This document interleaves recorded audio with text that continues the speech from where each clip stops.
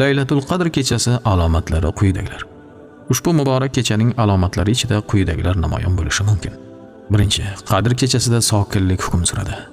Atrof musaffo, yorug', xuddi sukunatga o'ralgan yog'duli oy charaqlab turgan kabi bo'ladi. Ikkinchi, osmondagi yulduzlar uchmaydi. Boshqa jismlar qaltis harakat qilmaydi. Kasalliklar paydo bo'lmaydi. Uchinchi, havo mo'tadil bo'ladi. Juda issiq ham, juda sovuq ham bo'lmaydi. To'rtinchi, ertalab quyosh qizarib, tog'oraga o'xshab, yog'dusi juda zaif bo'lib ufqdan bosh ko'taradi. Sababi o'sha tun va kunda ko'p farishtalar yerga tushib chiqib turishi oqibatida quyosh nurlarini ham to'sib qo'yadilar. Beshinchi, Qadr kechasida yomg'ir, qor yog'maydi. Agarda yog'sa-da, o'ta mayin va yoqimli bo'ladi. Sho'r suvlar chuchuk bo'ladi. Oltinchi, daraxtlar o'z shoxlarini yerga egib turgan kabi ko'rinadilar. Yettinchi, o'sha kuni shaytonlar chiqishiga yo'l qo'yilmaydi. Bu kecha Alloh taoloning amri bilan farishtalar har bir osmondan va Sidratul Muntahodan yerga tushadi. Tong otguncha insonlar haqiga duo qiladilar. Qadr kechasini qanday o'tkazish kerak?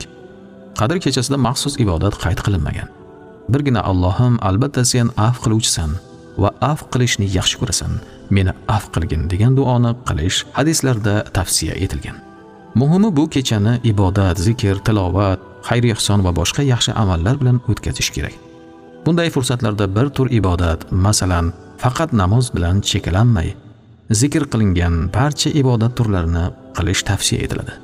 Chunki bunda banda har bir ibodatda yangilanadi. O'zgacha halovat tuyadi hamda o'sha amallarga va'da qilingan turli savob va ajrlar va manfaatlardan nasibador bo'ladi. Shu o'rinda o'zimizning sharoitdan kelib chiqib, bir narsani ta'kidlash joiz. Bizda Qadr kechasini ziyofatxo'rlikka aylantirish holatlari juda keng tarqalib bormoqda. 1-2 soat ibodat qilgandek bo'lishadi-da, kechaning qolgan qismida osh-ovqat va oldi-qochdi gaplar bilan band bo'ladilar. Yoki qandaydir kinolar tomosha qilib o'tiradilar. Bular ushbu kechaning odoblariga to'g'ri kelmaydi. Vaqtni zoyi qilish bo'ladi. Ilmiy suhbat bo'lsa, kitob o'qilsa, ma'rifat ulashilsa yaxshi albatta. Ammo duolar qabul qilinadigan bunday onlarda yolg'iz holda ibodat va iltijorat qilib qolish, hojatlarni yolvorib so'rab olishni unutmaslik kerak. Ayni muddao damlardir.